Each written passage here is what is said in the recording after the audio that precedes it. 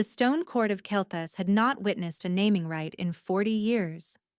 Maris pressed herself against the cold marble pillar at the upper gallery's edge, her breath coming in shallow pulls as she looked down at the sea of assembled wolves below. Thousands of torches blazed from iron brackets along the ancient walls, their amber light painting the upturned faces of pack nobles, territorial lords, and common wolves who had journeyed from every far-flung corner of the realm to witness this singular moment. She should not have come. Every rational thought she possessed had screamed at her to remain in the East Wing, in the modest suite of rooms assigned to her as senior healer to the royal household. She had 3 days of unanswered silence from Corvin to remind her that her place in his life existed only in shadow. But she had come anyway, because silence, after 6 months of whispered promises, deserved a face. The Alpha King stood on the raised ceremonial platform at the hall's far end, his tall frame draped in the deep charcoal and gold of his house. Even from the gallery above, Maris could trace every line of him with painful familiarity. The broad set of his shoulders, the way he held his chin slightly lifted, betraying nothing to the crowd below, while his mind worked with the relentless precision she had come to know so intimately. The dark hair, cut close at the sides, that she had run her fingers through in the quiet hours before dawn, when the world outside did not know they existed. For 6 months, she had known a different Corvin than the one who stood on that platform. She had known the man who came to her in the stillness of the healing gardens when the rest of the castle slept, who sat on the stone bench beside her herb beds and spoke of things she suspected he had never spoken aloud to another living soul, who had taken her hands in both of his during a storm-drenched night 3 months past and told her in a voice stripped of every royal pretension that she was the only person in his kingdom who made him feel like a man rather than a crown, who had pressed his lips to the curve of her shoulder and left a mark there that still burned with a low, persistent heat she had never been able to fully explain. "You are mine," he had told her that night, his voice rough with something that went far deeper than want. "Whatever ceremony the council demands, whatever alliances they require, it changes nothing. You are mine, Maris. In every way that matters, you have always been mine." She had believed him. The memory tightened around her chest like a fist as she watched the ceremony reach its crucial moment. The High Keeper of Kelthas, an ancient wolf whose white hair brushed his shoulders, raised his carved staff and called for silence. The assembled thousands stilled as one body. "The Alpha King will now receive the candidates for the naming rite," the High Keeper announced. "Let the chosen daughters of the high houses come forward." 4 women ascended the platform steps, each one dressed in ivory and silver. Daughters of the realm's most powerful bloodlines, poised and immaculately trained for the possibility of this moment. The crowd stirred with murmured approval as they arranged themselves before the Alpha King. Maris's gaze moved to the woman at the center of the 4, Vashara of House Morvain. She was striking in the way that power made people striking, not merely beautiful, but radiantly certain of her own value. Her dark hair had been coiled into an elaborate arrangement threaded with silver wire, and the ivory gown she wore displayed the Morvain family crest across her collar in thread of gold. She ascended those steps as if she had already been crowned. Of course, the crowd approved. House Morvain controlled the western reaches and the mountain passes, connecting Kelthas to its most valuable trading partners. 3 generations of careful maneuvering had positioned the Morvains as kingmakers. An alliance through marriage would seal their dominance for a generation. Maris understood all of this with the cold clarity of someone who had spent months telling herself it did not matter. She had always known the council would eventually demand a naming. She had always known that Corvin's duty would require a formal queen from one of the great houses. She had simply believed, foolishly and entirely, that he would find a way to choose her anyway. "Corvin of the line Ashvale, Alpha King of Kael'thas," the High Keeper intoned, "the realm awaits your will." The silence that followed was absolute. Maris stopped breathing. Her hand moved without her permission to the mark on her shoulder, pressing against the fabric of her dress as if she could reach through it and touch the scar beneath. It was burning tonight with unusual intensity, a deep, pulsing heat that had been building since morning as though it sensed what was coming and was trying to warn her. He did not look up. Corvin stepped toward the line of candidates, and Maris noticed immediately that something was wrong with the way he moved. The easy, controlled grace she knew so intimately had been replaced by something mechanical, as though the body before her was executing a set of instructions rather than making choices. His amber eyes, which she had watched blaze with warmth and humor and fierce protectiveness during their long nights in the healing garden, were flat as polished stone, expressionless, empty. Not the eyes of a man making the most significant decision of his life, the eyes of a man who was not entirely present for it. "My choice is made," he said, and his voice carried through the hall with no inflection whatsoever. "I name Vashara of House Morvain as my intended queen." The hall erupted. The roar of thousands of wolves celebrating washed over Maris in a wave that struck her physically, like a blow to the sternum. Around her, nobles embraced, stamped their feet, and lifted their voices in howls of approval.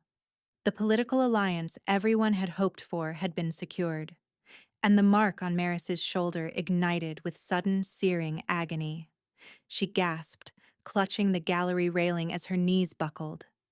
Through eyes gone blurry with pain and the tears she refused to shed in this room, she watched Corvin extend his hand to Vashara, watched the woman take it with a smile that contained years of calculation finally paying off, watched him raise her hand in the traditional gesture of acceptance, while his face showed nothing at all.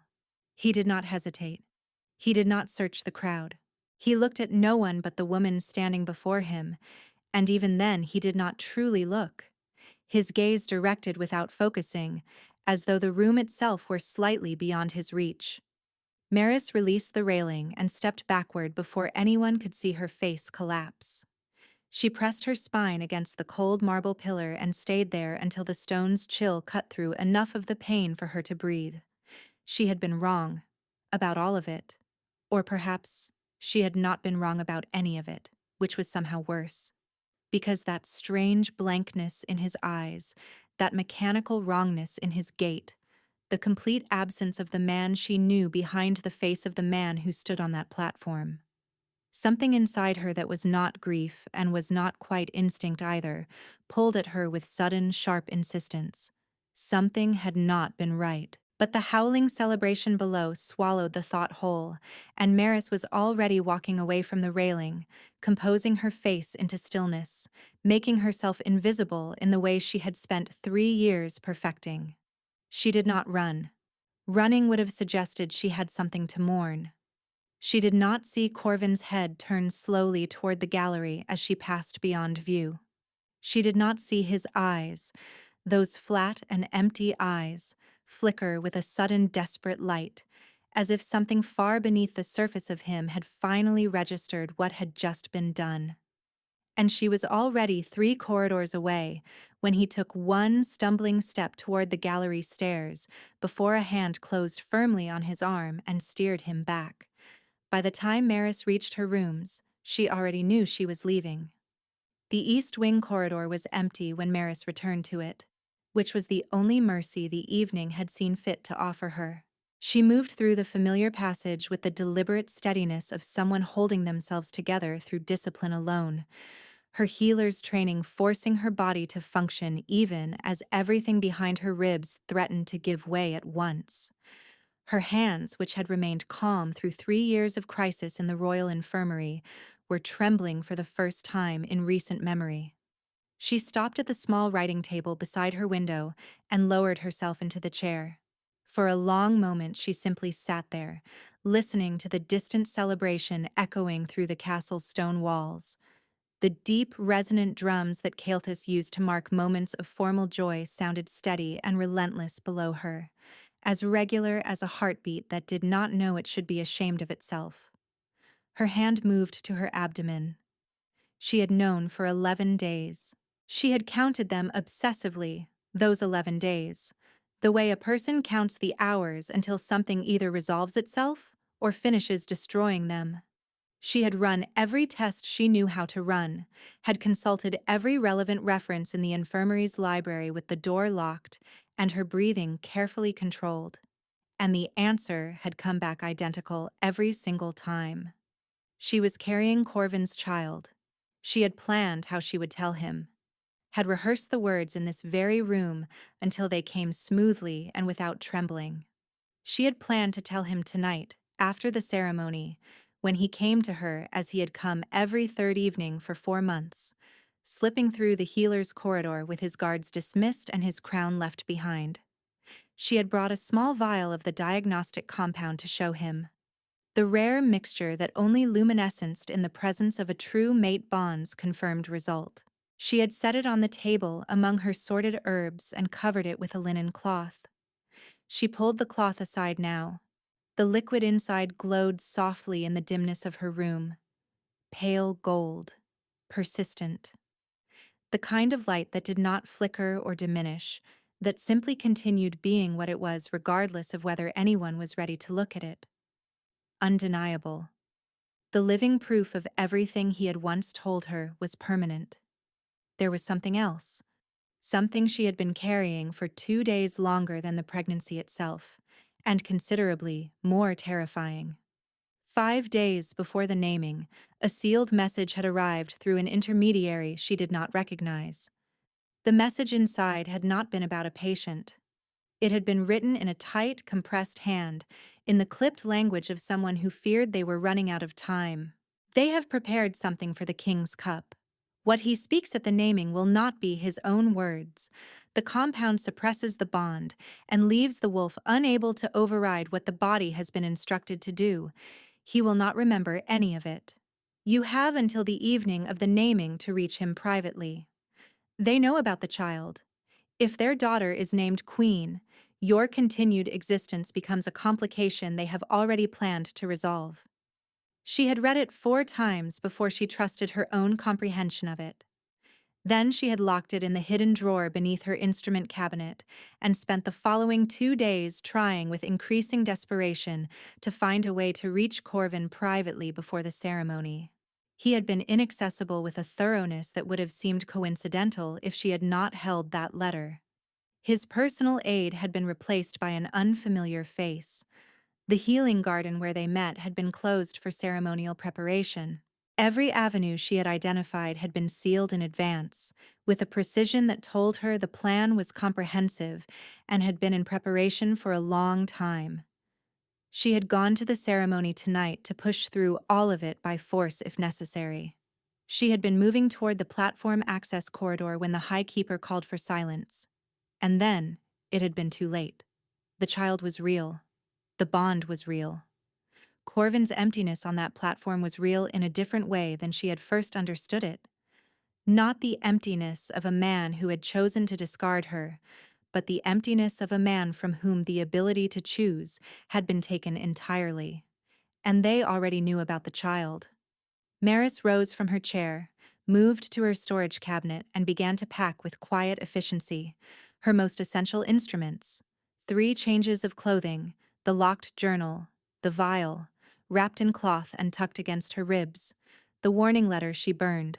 She paused at the door to her room, looking back at the space where she had spent 3 years building a life she had never expected to find. The stone bench in the garden visible through the window, where Corvin had once sat beside her and spoken to her as though she were the only person in the world. She committed it to memory in the space of a breath. Then she shut the door. The thing that frightened her most, as she moved through the silent corridor toward the back stairs, was not the threat to herself. It was that somewhere in the stone court below, surrounded by people celebrating his choice, the man she loved did not yet know what had been done to him. And when he did, she would be gone, with his child. And no way for him to know either of those things. She did not let herself feel that fully until she was through the northern postern and the castle walls were behind her. And then she rode north into the dark and did not stop. She was gone from Kelthus before the celebration fires burned to their final coals. The first week was pure motion. Maris rode north through the night, then east at the Verith crossing, then north again along roads that narrowed progressively until the kingdom's formal infrastructure gave way to unmarked tracks that appeared on no official map. She moved with the instincts of a healer who had once trained in field conditions, eating sparingly, sleeping in short intervals at waystation inns where nobody asked questions of a lone woman with tired eyes and coin enough to pay without conversation. She did not think about Corvin. She had made this decision somewhere in the first gray hour of riding and enforced it with iron discipline. She did not replay the ceremony, did not permit herself to wonder what he had done when he came to her rooms that night and found them empty. She had believed that leaving would quiet the mark on her shoulder, that the physical distance would allow it to begin fading, the way a claiming that had not been properly completed was supposed to fade when the bond dissolved. It had not faded. If anything, the burning had intensified, a deep, pulsing ache that radiated down her arm and sometimes woke her from shallow sleep with a gasp. She chose not to interpret this. She stopped at the fourth village she found with a working inn and a visible need. The village of Selvain sat at the edge of the Halveth uplands, a cluster of stone buildings pressed together against the wind with the permanent resignation of settlements that had survived too many hard winters to be surprised by anything. She told the innkeeper's wife her name was Lisa, a widow, recently relocated, a healer seeking useful work. The woman assessed her with the unsentimental accuracy of someone accustomed to reading people quickly, decided something in her favor, and told her that the village had not had a resident healer in 18 months, and that the old weaver's cottage at the edge of the mill pond was available in exchange for services rendered. Maris accepted without hesitation. She became Lisa of Selvain. The weeks settled into a rhythm she built deliberately, laying the structure of her new life one manageable piece at a time. She was 8 weeks along now, by her best estimate. Still not visible to anyone not looking specifically for it, but she was aware of the change in herself with a healer's precise attention. She brewed her root tea each morning without fail and kept dried ginger in her apron pocket. She did not let herself think about what she was going to tell this child about its father. Not yet. The mark still burned with a persistence that went beyond anything the bond's mechanics should have allowed for. A failed claiming, a rejected bond, should have begun dissolving within days. Instead, it had been weeks, and the heat had not diminished at all. On certain nights she could almost convince herself she felt something through it. A presence at the edge of her perception, vast and searching. She told herself it was wishful thinking. She was very good at telling herself things when she needed to be. It was on a gray morning in her 6th week at Selvain, during the first proper rain of autumn, that she found the cat. He was beneath the overhang of the mill house, pressed into the narrow gap between the stone foundation and a pile of rotted timber. She would not have noticed him at all if she had not caught a flash of reflected light from beneath the eave that was the wrong color for shadow. A pair of eyes looked back at her from the gap. They were extraordinary. Not the usual amber or green of common cats, but a deep, clear silver that caught even the thin gray light of a rainy morning with an almost unnatural luminosity. She crouched down slowly, and the cat did not move. Most strays in weather like this showed their teeth at any approach. This one simply watched her with that unsettling silver regard, its lean body trembling with cold, its black fur plastered flat against a frame that was too thin by several weeks' worth of missed meals. His left rear leg was held at an angle that spoke of more than ordinary soreness. "All right," Maris said aloud, mostly to herself. She reached into the gap. He allowed her hands to close around him without flinching, which told her more about his state than anything else could have. animals in genuine distress that had lived long enough in the wild did not allow strangers to simply pick them up, unless they had run entirely out of alternatives. She wrapped him in her cloak and carried him home through the rain. She cleaned the wound, applied a drawing poultice, and wrapped it while he submitted to the process with a patience she would not have expected from an animal. He winced once, when she pressed at the infected edge of the gash, and the sound he made was not quite a cat's sound. Too low, too deliberate, as if he had chosen to express precisely that much pain and not 1 degree more. When she set out broth beside the work table, he lowered himself to the floor with a controlled care she recognized as the movement of something accustomed to hiding how much pain it was in. Not the frantic gulping of genuine starvation, but the careful, measured intake of someone who knew their own body well enough to pace themselves. She had seen that exact quality of movement in patients who did not want to be fussed over. Not in cats. Maris sat in her chair and looked at the black cat with the silver eyes and the controlled movements and the quality of attention that should not have belonged to an animal. The cat finished the broth, looked directly at her once, then circled twice on the rug before the hearth with careful, favoring steps, and lay down. She went to sleep that night with the certainty, bone deep and impossible to dismiss, that the stray she had pulled out of the cold was not entirely what it appeared to be, and that bringing him home had changed something. She just did not know yet what. The cat's leg healed faster than it should have. Maris had calculated the expected healing timeline based on the depth of the gash and the degree of infection present, and checked it each morning with the expectation of finding slow, steady progress. By the 4th day, the wound had closed completely. Not the ragged closure of natural healing accelerated by good care. The clean, precise closure of tissue regeneration that moved at a pace she had only ever observed in one specific category of patient. The scar tissue was clean and pale and looked approximately 3 weeks older than it was. She had started calling him Sable, for the unremarkable reason that his fur was that color, and she had needed something to call him. She set him back on the floor and stood for a long moment looking at the used linen in her hands, assembling explanations that did not require her to fundamentally revise her understanding of what was living in her cottage. She arrived at none. The mark on her shoulder had also been doing something new. It still burned with the steady source-less heat she had grown grimly practiced at ignoring. But in the days since Sable's arrival, the quality of the burning had shifted. When he was in the same room, the burning was quieter. Not absent, not healed, but muffled, as if a careful hand had been placed over the sharpest edge of it. The moment he left the room, the full intensity returned. He understood her, was the other problem she was not managing to set aside.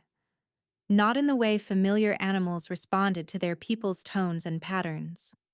When she spoke to him directly and, with specific meaning, he responded to the content of what was said.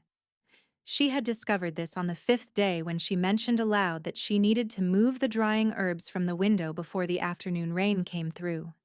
He had crossed to the window and knocked the bundles to the floor with 2 deliberate sweeps of his paw. Then he had looked at her. She had stood still in the middle of the room for a long moment, then picked up the herbs and hung them on the interior rack without comment. The data, over the following days, continued to arrive with a consistency she could no longer attribute to chance. He positioned himself between her and the cottage door whenever she returned from patient visits after dark. He watched the road from the window with the systematic attention of surveillance rather than idle observation. Twice he had woken her in the deep hours of the night by pressing his cold nose to her wrist, and both times she had opened her door to find something requiring immediate attention. He made no sounds beyond those natural to a cat. He did not transform. He simply watched her with those silver eyes and waited with a patience that felt less like an animal's absence of urgency and more like someone who had determined to hold their timing and had not yet found their moment. She was in her chair by the window on a cold afternoon, her hands wrapped around a mug of cooling tea, when she said aloud without planning to, "I know you are not just a cat." Sable, lying on the hearthrug, went completely still. She kept her eyes on the road. "I do not know what you are. I am not asking you to explain yourself. But I think we both know that I am not wrong." Silence. No movement. No response of any kind. And then, with slow deliberateness, she felt weight settle beside her chair as he moved from the hearth across the room.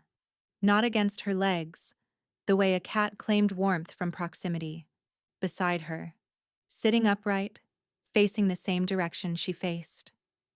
The way a person chose to sit beside someone they had decided to trust. Maris looked down at him. He looked up at her with those clear, steady eyes. Then he turned his gaze back to the window, and together they watched the road in silence, while the afternoon light faded. She did not ask again, but she did not pretend anymore either, and something about the quality of the silence between them changed, becoming less like the absence of conversation and more like the presence of one. The news arrived with a trader on a gray Tuesday morning, delivered to the village inn and distributed through Selvain by the natural channels through which all significant information moved in small communities, which is to say, through the blacksmith's wife, who appeared at Maris's cottage door before midday, with a jar of rendered fat she did not actually need to deliver. "Travelers from the west," she said, before she was entirely through the door. "Came through on the Kelthus road. They were saying things." Maris continued at the work table, keeping her hands occupied. "Things. About the king." The blacksmith's wife lowered her voice. "They say he has lost his mind entirely." The grinding slowed. "Since the naming, near 2 months ago. They say he declared for the Morvain girl and then, within a fortnight, began behaving as though the ceremony had never happened. As though he was searching for someone." She shook her head. "Dismissed half the royal council. Has his wolves out in every direction looking for a woman no one can identify. Will not say who she is or what she looks like, only that he will not rest until she is found." Maris set down her pestle. "The eastern provinces have had 2 failed harvests in succession," the blacksmith's wife continued. "The older wolves say it is the bond sickness. When an alpha king loses his true mate, the land itself feels it. Territory and alpha are connected beneath the surface of things."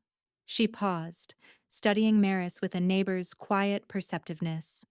"You would know more of that than I would, being a healer." "I know of it," Maris said carefully. "It is rare.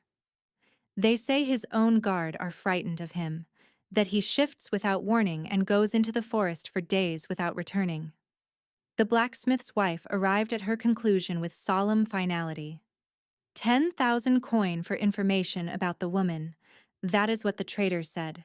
10,000 offered standing, with no questions asked. After she had gone, Maris stood at her work table for a long time without moving. 10,000 coin. Enough that simply hearing the number would turn every trader's eye to every unfamiliar woman in every village within reach of the Kelthus road. Enough that people who had known her as Lisa for 6 weeks and asked no questions would begin, quietly and without malice, to ask themselves questions. She made herself breathe through what was happening in her chest. She had built her understanding of the naming around what she had witnessed with her own eyes, the empty expression, the mechanical movements, the complete absence of the man she knew behind the face of the man who had stood on that platform. She had carried that structure with her as a necessary framework for grief that might otherwise have made functioning impossible. Except the framework had been built on a false foundation from the beginning. She had known this. The warning letter had told her before she left Kelthus. But there was a difference between knowing something as an urgent threat requiring immediate action and knowing it as a truth requiring full integration. And somewhere in the relentless present tense focus that survival in Selvain had demanded of her, she had walled the letter's contents away. He had not chosen Vishara. He had been made to appear to choose her by people who had known about the child, and had planned what to do about it in advance. And now he was dismantling his kingdom, looking for a woman he could not clearly describe to his own search parties, navigating entirely by the pull of a bond that should not have survived what had been done to it. The mark on her shoulder flared with sudden intensity. Maris pressed her hand to it with a sharp breath. Sable was on his feet from the hearthrug in the same instant, moving to her side with the rapid, focused attention she had come to associate with genuine alarm. He pressed himself against her leg and looked up at her face. "I am all right," she said. He did not appear to believe her. She lowered herself into the chair and waited out the burning's peak, one hand on her shoulder and the other resting on the curve of her abdomen, where the child moved with a small, definitive push. 10,000 coin. Which meant she was no longer hidden in any meaningful sense of the word. She was merely unfound. The distance between those two things was closing. "We may need to move," she said quietly. Sable turned and looked at her directly. Then he looked back to the window, where the road through Selvain lay pale and visible in the flattening afternoon light. And she sat beside him in the silence of two people who have both arrived at the same conclusion and are each quietly calculating how much time they have before it becomes urgent. She had said "we," she noticed, without thinking about it at all. The first sign was the horses. 3 of them, tied at the inn's post on a Wednesday morning when Maris passed by on her way to check on old Fenrath, whose chest had been troubled since the cold arrived. Not the road-worn horses of traders or traveling families. These were well-maintained animals whose tack was plain and matching in the way of people who dress to avoid identification, rather than to demonstrate anything. She noted them without pausing her stride. Sable had been at the window when she reached the lane's end. She knew because she glanced back and caught the pale reflection of his eyes above the sill, tracking her until she rounded the corner. By the time she had finished with Fenrath and started back, the horses were still at the inn post.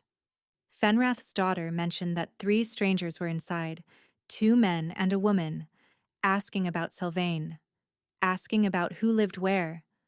Specifically, she added, about the healer woman at the millpond end. Maris thanked her with a steady smile and took the field path home. Her mind ran the calculations the entire way. The reward had been circulating with the traders for at minimum 2 weeks. 2 weeks was sufficient time for House Morvain, with its considerable resources and a motivation that went well beyond the coin, to identify the general direction a fleeing royal healer might have taken from Kelthas. They had known about the child before the naming. They had prepared for her removal as a contingency of their larger plan. If they had found Selvain, they had not come to collect a reward. She went through her cottage door and looked at Sable, who was already on the work table watching her with complete attention. 3 of them, at the inn, asking about me. He held her gaze. "I cannot run tonight. If I disappear the same day strangers arrive asking specifically about the healer woman, every person in this village becomes a witness to my direction of travel." She was thinking aloud, which she had entirely stopped apologizing for. "I need to understand what they know before I decide anything." Sable dropped from the table. He crossed to the door. He looked back at her once with the expression she had stopped attempting to categorize as something a cat might produce, and then looked pointedly at the door. "No," Maris said. He looked at the door. "You do not know what is waiting out there." He turned to face her fully. The look he directed at her said, with complete clarity, that he had understood exactly what she said, and was informing her she was wrong. She crossed the room and opened the door. He slipped out along the cottage wall into the shadow of the hedge bordering the millpond path. Within seconds he had been absorbed by the undergrowth completely. Maris moved. She pulled her prepared bag from beneath the bed and positioned it behind the water barrel beside the back door, where she could reach it in 2 steps in complete darkness. She put water on to heat, because a cottage with a fire and a kettle looked inhabited. Then she sat in her chair and waited. He returned in just under 40 minutes, slipping through the unlatched back window and landing without a sound on the kitchen floor. He crossed to her and performed a sequence of gestures she had never seen from him. Slow and deliberate. His right paw touched the floor once, twice, 3 times. His left paw made a small forward arc. "They are moving toward here," she said. "Now?" One touch of his paw to the floor. Maris had her bag from behind the water barrel and the back door open before she consciously decided to move. She stepped through into the cold night air and pressed herself immediately into the narrow gap between the cottage wall and the woodpile, her back flat against the stone. Sable did not follow her out. She looked back through the open doorway and saw him slip instead to the back window, moving with the swift, deliberate economy of something that had already made its decision. He went through the unlatched frame and disappeared back inside the cottage without a sound. She understood. She pulled the door closed behind her and pressed herself hard against the wall. The front door handle turned. Not a knock. A handle, turned with the deliberate confidence of someone who had decided that courtesy was no longer the relevant approach. Through the cottage walls she heard the door open. Footsteps on stone. A low voice directing the others. She counted her breathing and did not move. From inside the cottage, a voice rose with sudden sharp urgency, followed by rapid movement between rooms. Then a sound came from within the building that stopped everything in Maris's body at once. Low and resonant and vast in a way that had no business existing inside a small stone cottage. Not a cat sound. Not any domestic animal's sound. Something that belonged to open ground and open sky. Raw and authoritative, and stripped of every pretension toward the small and the manageable. The cottage went completely silent.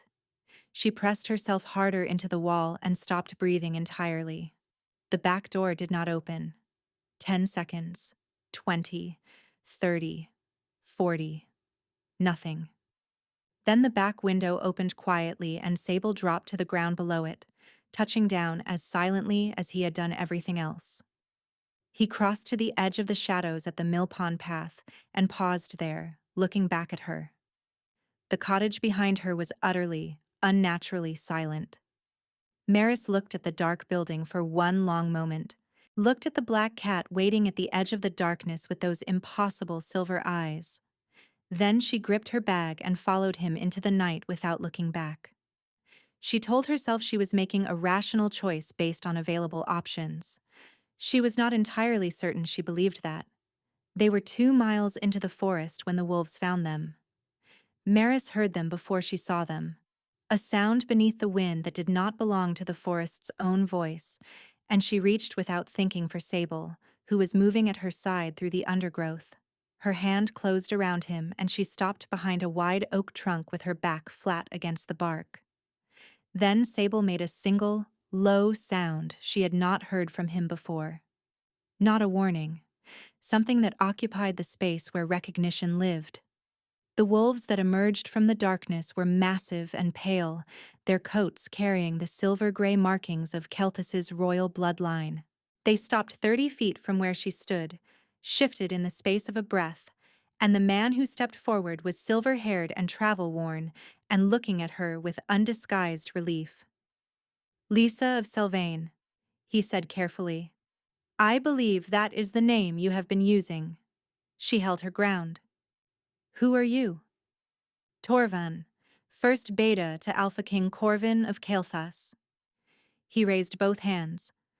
"I have been looking for you for 11 weeks. I have not told the king I found you." "Why not?" "Because I needed to reach you first, to give you the full truth before you decide what to do with it, so that whatever you choose it with complete information." His eyes moved briefly to the curve of her abdomen, then returned to her face. "You deserve that. You have deserved it since the night of the naming." Maris did not lower her guard, but she did not move away. "Talk," she said. Torvin talked. He told her about the compound house Morvain had developed, with the assistance of a practitioner whose identity they were still working to confirm. A preparation derived from a rare root that grew only in the mountain passes under Morvain control. Administered in diluted form over the week before the naming, it suppressed the bond wolf's deeper instincts without producing any symptom a palace physician would identify as illness. It did not sedate. It caused no visible confusion. It simply severed the thread connecting a wolf's fundamental nature to their decision-making, leaving the surface intact and the essential self unreachable. The man who had stood on the platform and named Vishara had appeared to be Corvin in every external regard. He had spoken clearly. He had moved through the ceremony without error. He had not chosen anything. The compound clears within approximately 40 hours, Torvin continued. He woke on the second morning after the naming with no memory of the ceremony at all. The beta's voice carried the compression of someone recounting something they had found difficult to witness. The first thing he did was go to the platform, stand where he had apparently stood 2 days before, and look at the space around him. He wept, in front of 4 members of his personal guard who have served him for a decade. Not quietly, not with any of the composure that is second nature to him. He paused. The second thing he did was run to find you. The forest held its breath. He has not touched Vishara, Torvin said. Has not been in the same room with her willingly since the morning he recovered. The council is fractured. Half the noble houses have taken a wait-and-see position. He paused. The king does not appear to care about any of that. He cares about finding you. Sable moved in her arms. Maris looked down at him and found him watching Torvin with an attention that leaned toward urgency. There is something else, Torvin said. His voice shifted, becoming more careful. The compound was not developed for this occasion alone. The practitioner had used a variant of it before, in a different application. He looked at the cat in Maris's arms and held the look for a long moment. 3 months before the naming, the Alpha of the Northern Territories was traveling to Kelthas. He had spent several months tracking evidence of the Morvain consolidation in his own region and had intelligence he intended to bring directly to Corvin. He crossed the border and was never seen again. Torvin's eyes remained on Sable. His name was Ravik.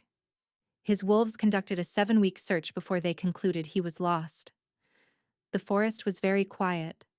Maris looked down at the cat in her arms. Sable looked back at her with those impossible silver eyes, and in them she saw, for the first time, something that had been present all along, but held deliberately below the surface. Not the patience of a creature waiting for its moment. Something that had been waiting to be named and had been named now. She had been carrying Corvin's bond energy in her mark every day since the night he had claimed her. Ravik, stripped of his form and his voice, had followed the only traceable trail available to him, had found her in Selvain, had spent weeks in her cottage finding the limits of what he could communicate and working carefully within them. "Can the curse be lifted?" she said. It was not entirely a question. The practitioner built a condition into it. We believe it requires a voluntary act of genuine trust from the person who sheltered him, freely given, not compelled. Maris stood in the dark forest and thought about the back window she had left unlatched every single night without being asked to. She looked at Sable. He looked back at her and waited, with the patience of someone who had been waiting for a long time and understood that this moment belonged entirely to her. "I know," she said quietly. "I already did." Corvin arrived before Torvin had finished speaking. He came from the east in wolf form, his wolf having stopped consulting him about such decisions some time ago, and Maris had approximately 4 seconds between hearing the approach of something very large and very fast through the trees, and the moment the black wolf she had last seen through Selvain's millhouse window came into the clearing and stopped. His fur was the deep black of a moonless sky, and his eyes burned amber with the intensity of a wolf that had been running on nothing but a bond signal for 11 weeks and had just traced it to its end. He saw her. He went completely still. The shift happened with the speed of desperation, and then Corvin was standing in the forest clearing in traveling clothes, his dark hair tangled from the run, 11 weeks of searching written into every line of his face. The hollowness, the shadows beneath his eyes so deep they looked like bruising. The way he held himself rigid with effort, not moving toward her, as if he did not trust himself to approach without being invited. He was looking at her the way a man looked at something he had not entirely believed still existed. "Maris," he said. Her name in his mouth, after 11 weeks of silence, felt like something opening that had been sealed. "You look terrible," she said.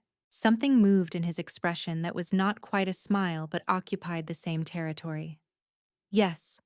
How long since you slept?" "A few days." A pause. "Perhaps 4." His eyes dropped to the curve of her abdomen. She watched him understand what he was seeing. Watched the information move through him. His jaw tightened. Something behind his eyes rearranged itself in a way that was not small and did not pretend to be. "How far along?" he said quietly. "Approximately 4 months." He closed his eyes for a breath. "Open them." "You were going to tell me that night." "Yes." "You went to the ceremony to find me and found what you found instead." "Yes." The silence between them was full of everything that had happened and had not been allowed to happen, and the mark on her shoulder burned with an intensity that was almost unbearable, the bond straining taut between them across 30 feet of dark forest. "I need you to hear something," Corvin said, his voice carrying the quality of a man choosing every word with more care than he typically gave to anything. "Not because it absolves the situation, because I need to give you the truth myself, not through a messenger. Torvin told me about the compound. Torvin told you the facts." His eyes held hers. "I am telling you what I woke up to. 2 days gone with no memory. You gone with no trace. Standing in your empty rooms with the absence of you more present than anything else in the entire castle. Understanding that I had done something in those missing days that had driven you away, without being able to remember doing it or account for it or explain it to you." His voice remained level through visible effort. "And then, understanding that it had not been done by me at all. That someone had used my face, and my voice, and my hands against you. Against our child that I did not yet know about." Maris's throat had closed around something that did not have a name. "I would have chosen you," he said, "in front of every assembled pack, before every noble house that has ever wanted something from Kelthas. I would have chosen you with my whole will, and I would not have looked back. You know that. Somewhere beneath everything they did, you know that." "I know it now," she said. She watched him take the weight of that distinction without arguing with it. "Fair," he said, after a moment. "Completely fair. And I will be here as long as it takes to prove that the man who sat beside you in the healing garden was real and is still standing in front of you." The child moved, a sharp, emphatic push against her ribs. Corvin's eyes went to her abdomen. "Was that? They do that? They?" His voice broke on the single word. "The midwife thought there might be 2. A sound left him that was not a word and did not need to be. He was crossing the clearing before she had fully decided she was ready, and she was moving toward him in the same moment, and when his arms came around her in the cold forest, the mark on her shoulder went quiet in a way it had not been since the night of the naming. Not absent. Quiet. The way a pain settled when the thing causing it finally stopped. She pressed her face against his chest and breathed. "I am still furious," she said into his shirt. "I know. Not at you specifically. At all of it. Also fair." A sound from the direction of her left arm interrupted them. Sable had been sitting in her hold with the composure of someone who had decided to allow this scene its appropriate duration, but had arrived at his limit. Corvin went very still. "Maris," he said carefully, "what are you holding?" "A cat," she said. That is not a cat. No, she agreed, and the explanation is important, but approximately right now would be the best time because the forest exploded from 3 directions. Morvain wolves came out of the dark in a coordinated formation, held in patient readiness for exactly this moment, the moment when both alphas were in one location. Torvin shifted immediately, his silver wolf placing itself between Maris and the northern tree line. Corvin's arms released her, and he turned toward the threat with a sound that came from somewhere entirely below his human register. Sable dropped from Maris's arms to the forest floor. He looked up at her. She looked down at him. Now, she said quietly. And the night came apart. The Morvain wolves were not there to negotiate. Maris had read this from the formation before the first one shifted to human form, and the woman who stepped forward confirmed it with the smile of someone who had been anticipating a task and had finally been given permission to proceed. She was younger than Vashara, harder, the Morvain crest on her traveling coat worn like a declaration. Lord Morvain sends his regards, she said pleasantly. To both of you, how convenient that you found each other in the same place at the same time. Corvin had shifted. His black wolf stood between the clearing's center and the largest cluster of Morvain wolves with the absolute, unmovable quality of a dominant predator who has located the boundary it will not give ground on. Torvin held the north with the grim efficiency of a beta who had been doing this for many years. They were outnumbered. Maris calculated the ratio in approximately 4 seconds and found it uncomfortable. The Morvain woman's gaze moved to Maris with the clinical interest of someone verifying a description. The healer. 4 months along. Lord Morvain says to tell you that the children would have been a complication regardless of outcome. At least this resolves multiple problems in one location. Corvin's wolf produced a sound that the trees felt. Maris stood in the clearing and felt the cold that arrived when a situation stopped having the decency to be ambiguous. The Morvain force was large enough to fully occupy Corvin and Torvan. The woman in human form was watching Maris with the focused attention of someone whose specific task was standing directly in front of her.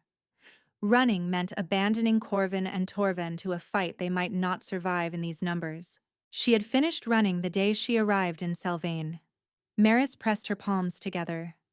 She had used the healing light carefully in Selvain, always in ways that could be attributed to skilled practice.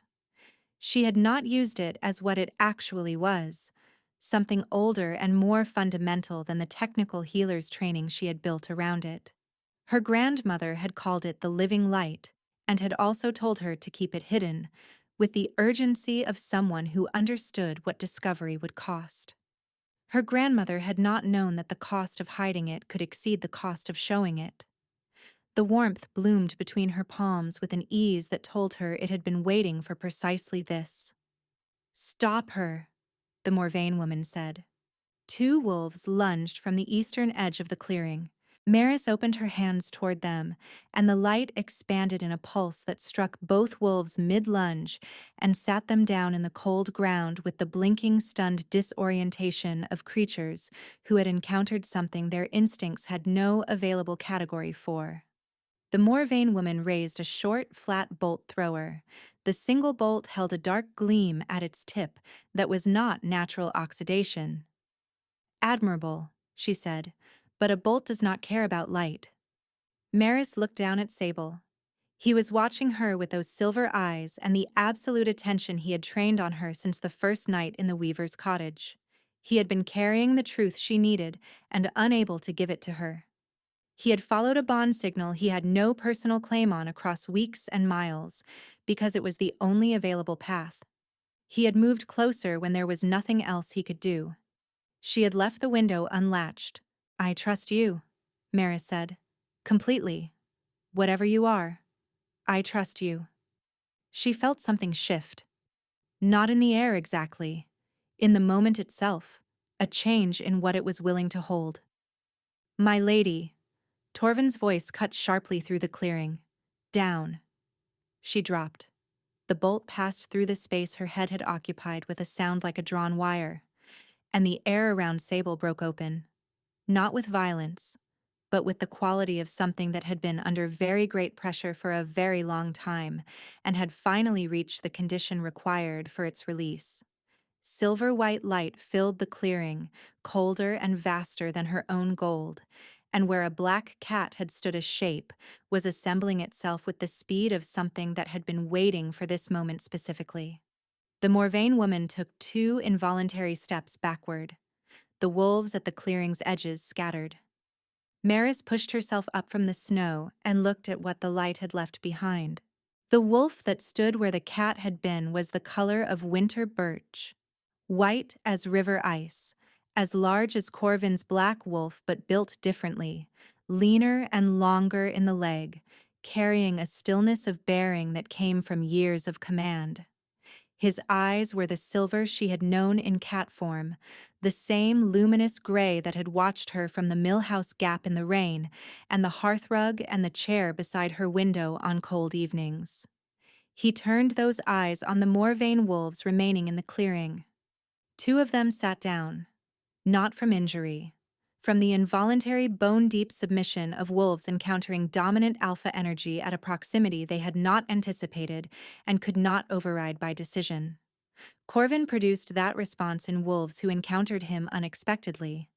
Ravik, apparently, produced it while still orienting himself to having a body that was fully his again.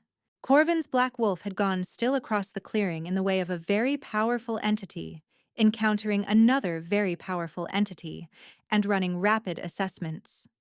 Ravik did not look at Corvin. He looked at the Morvain wolves who had not yet fled, and he moved toward them with the unhurried complete confidence of a wolf who had spent weeks unable to do anything and had now been returned to himself and intended to be fully present for what followed.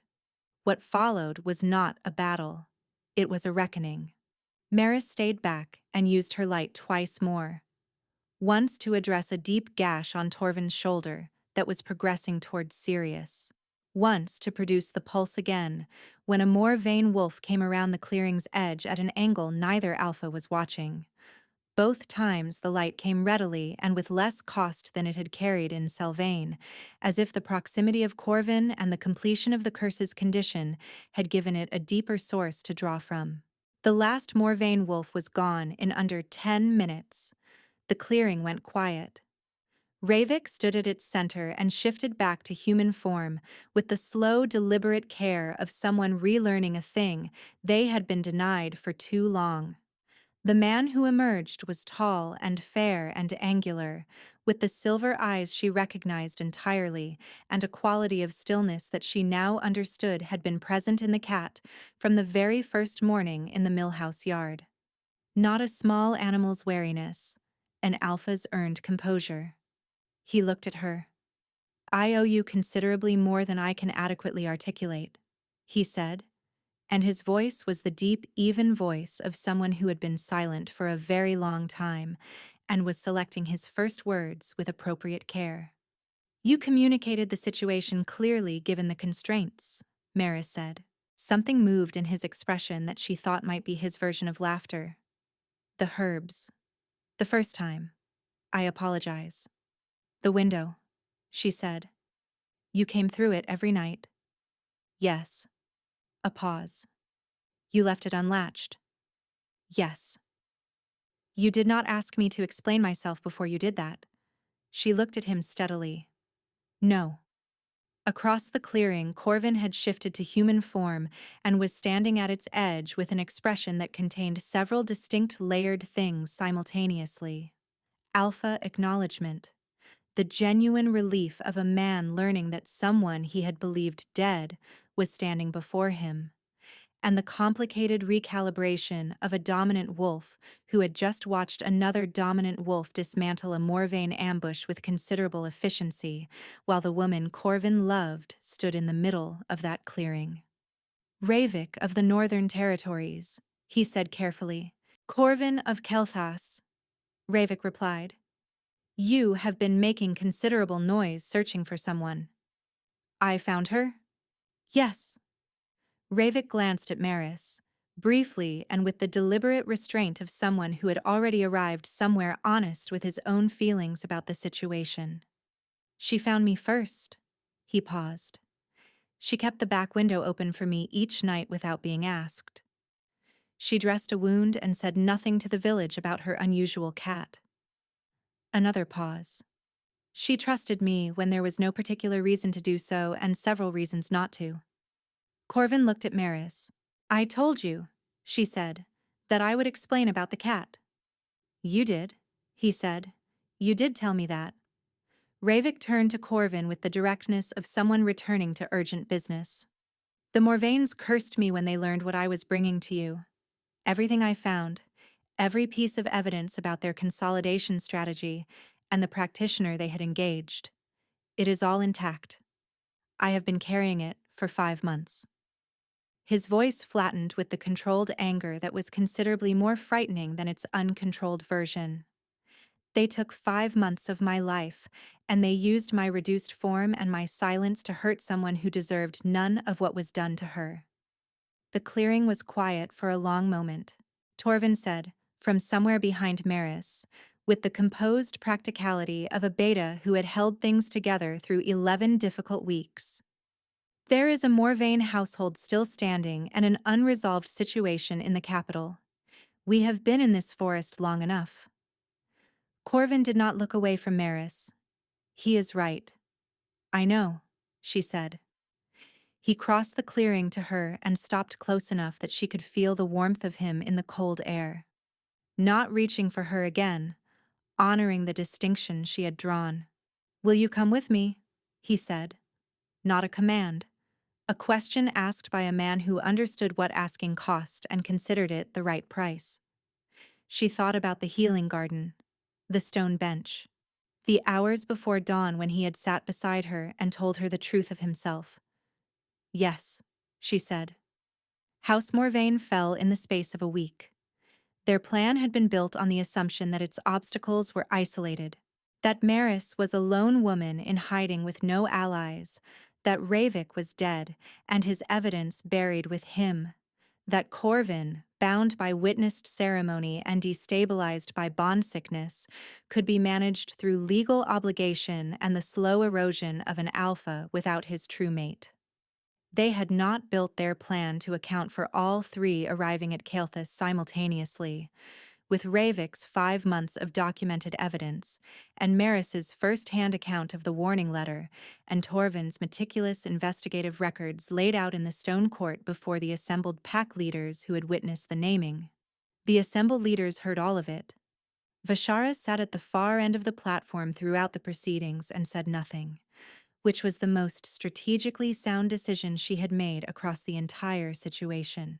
Her father's documented actions and the practitioner's materials and the bolt thrower recovered from the forest clearing provided sufficient evidence without her contribution. Lord Aldrich Morvain was brought before the assembled packs in restraints and spent the first portion of his testimony attempting to reframe the events as reasonable protective measures against an Alpha King operating under the destabilizing influence of an unsuitable bond. The assembled leaders heard this argument and declined to find it useful. Ravik spoke for 20 minutes. He delivered each piece of evidence with the clean specificity of someone who had been carrying the account for 5 months and had refined it to its essential structure.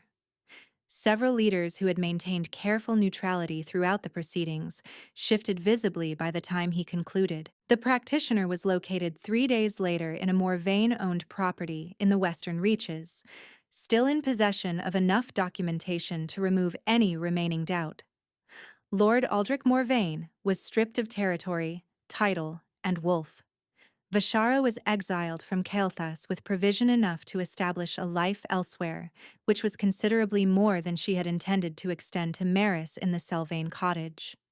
She accepted it with the composure of someone who understood it was the best outcome available. Ravik stayed in Kael'thas for 3 weeks after the proceedings. He recovered himself with the private, systematic thoroughness of someone with a great deal of ground to cover who preferred to cover it without commentary. He ate with great seriousness. He walked the castle grounds each morning with the deliberate care of someone reacquainting themselves with the experience of occupying a body that was entirely their own. He met with his wolves, who arrived within 4 days of the proceedings after Torvald sent word to the northern territories, and their reunion was conducted with the intensity of wolves who had grieved a loss and were revising that understanding from the ground up. He had tea with Maris twice.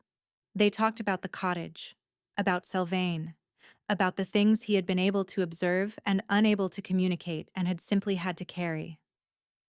The night the news came about Corin, he said during the second conversation, and your mark flared and I could feel the cost of what you were working through.